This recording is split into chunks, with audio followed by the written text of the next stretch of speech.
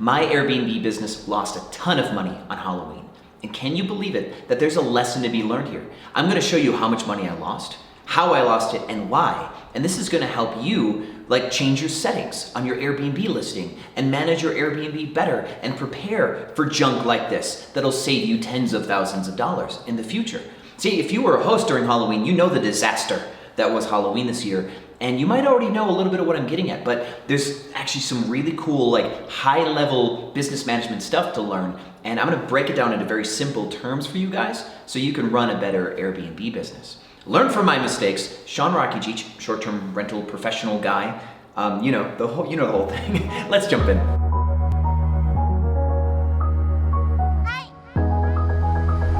Airbnb family, bienvenidos. Estoy en la Ciudad de México por 3 más días para practicar mi español y comer comidas super rico. And also, I'm shooting some videos. So in this video, I want to teach you what went wrong during Halloween and how you can prevent losing this money. So first, I need to tell you the scale, the magnitude of the problem. And so I need to give you some past numbers, which means I need to break out my phone to keep things factual because you need the facts. Great. The internet at this Airbnb cut out the moment I need Wi-Fi. I'm gonna do this from memory the best I can.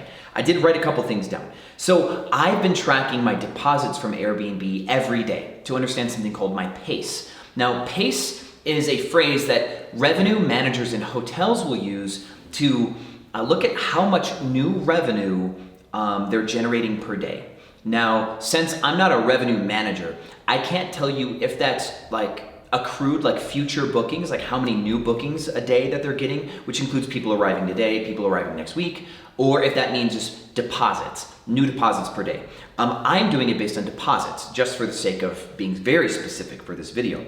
And so in my dear diary of notes here, I've got numbers, deposits that were made Saturday, Sunday, Monday, Tuesday. Now the way Airbnb works is you will get funds released 24 hours after somebody checks in, okay? Which means somebody checks in on a Friday, Saturday they tell you you're getting paid, and then it's gonna get deposited on Sunday. So when you get that email on a Saturday, you're getting paid this much, that was from a check-in on Friday, for example. And so the numbers that you need to know to see how much money was actually lost here is the Saturday and Sunday declarations of deposits through Airbnb's emails. So what you need to know is the week before Halloween, which is not a holiday weekend, so I'm gonna give you another set of numbers here. The week before Halloween, my Friday check-ins paid me $5,500. My Saturday check-ins paid me $9,800, okay?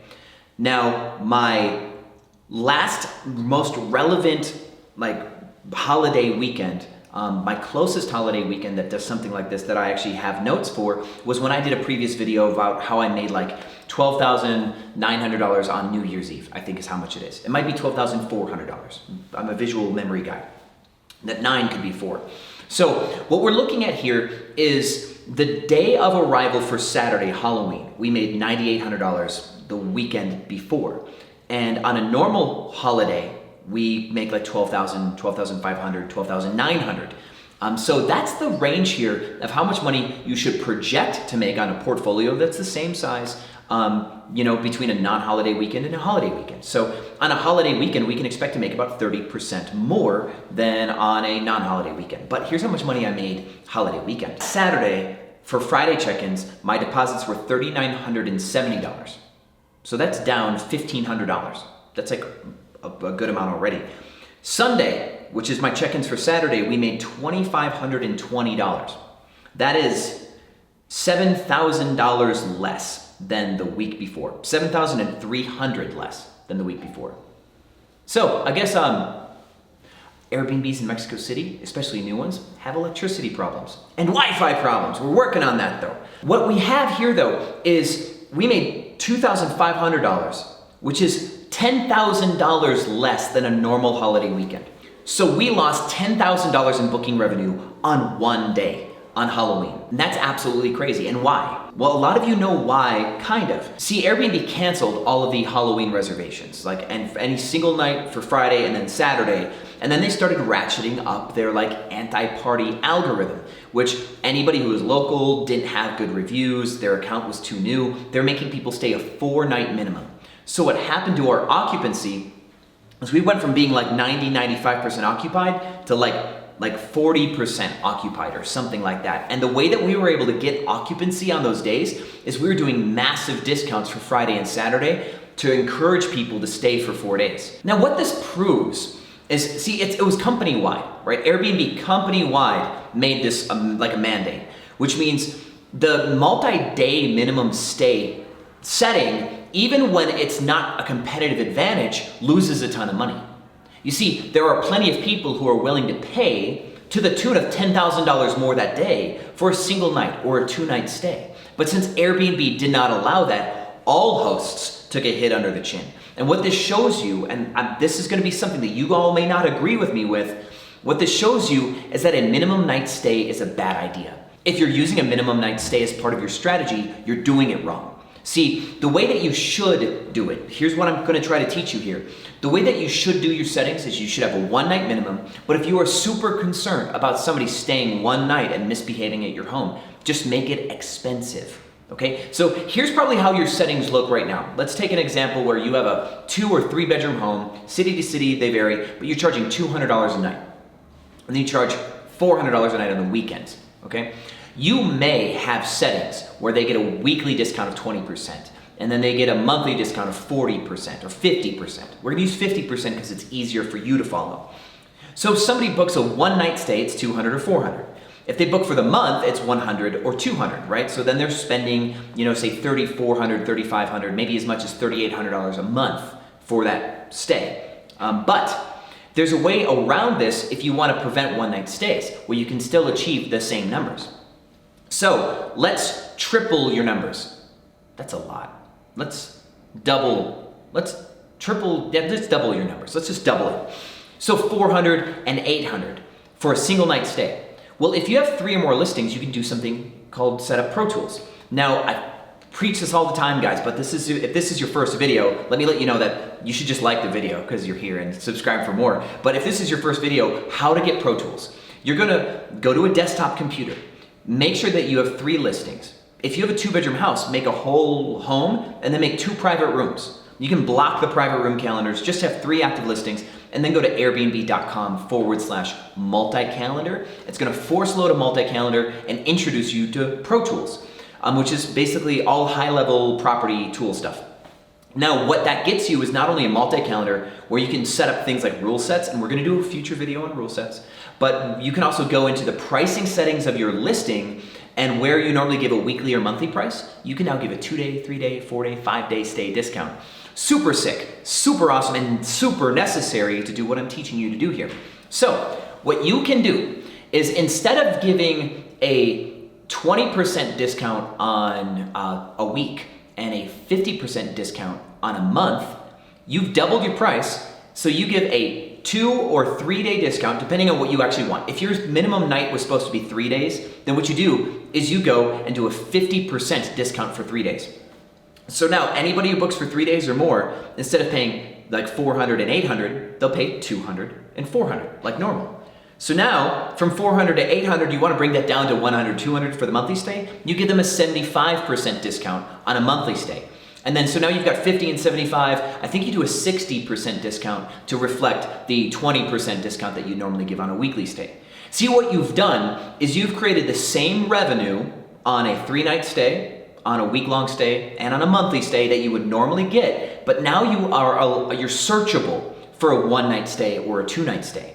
And now you also can just change your mind and drop your prices. If you want to get a 1-night or a 2-night stay, say like last minute, you can just drop your prices and allow it.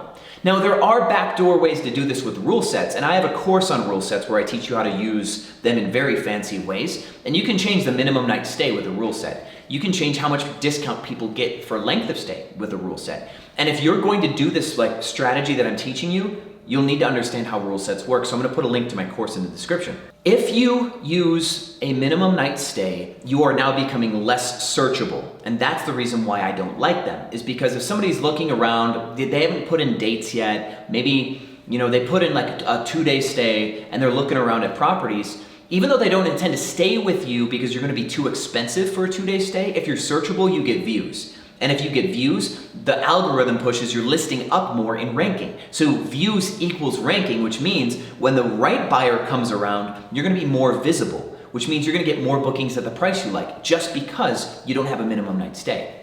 It's magic, is what it is. It's Airbnb ranking magic. Now, in the future, let's say Airbnb does this again, like New Year's Eve. They're probably going to do this New Year's Eve where, because of their IPO, they're trying to not get into any more trouble. Now, what they're doing is actually a breach of contract, which we've talked about in previous videos. They can't control as much as they control of your business, by the way. So there's going to be a fallout one day where Airbnb hosts are going to sue Airbnb for breach of contract because they're no longer just an interactive software company or like a content company like Facebook. They're definitely not Facebook. So all of that political stuff aside, they are still likely going to do it. They're going to do a New Year's Eve, St. Patty's Day, 4th of July, Memorial Day weekend. They're probably going to start doing this more and more, which means you need to do a couple of things. You need to go multi-platform. You need to be on VRBO HomeAway. Now, bookings for HomeAway VRBO tend to be 6 to 9 months in advance for homes. So if you set up your VRBO account right now, which I'm going to put a link in the description to get started on VRBO, and we are going to, in the near future, do a video on how to set up VRBO with best practices, that is going to give you results 4 months away and more at prices that you like. You also want to set up on Booking.com, TripAdvisor, and get your own direct booking website.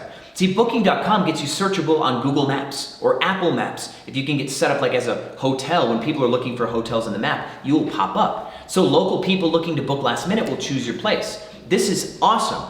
Big companies like Sonder also use Priceline. I'm working on that. I'll have answers for you on how to get a Priceline soon. But that's another thing. So multi-platform is going to be one of your solutions to Airbnb's just random BS overreach that they do and causing forcing minimum night stays certain days of the week.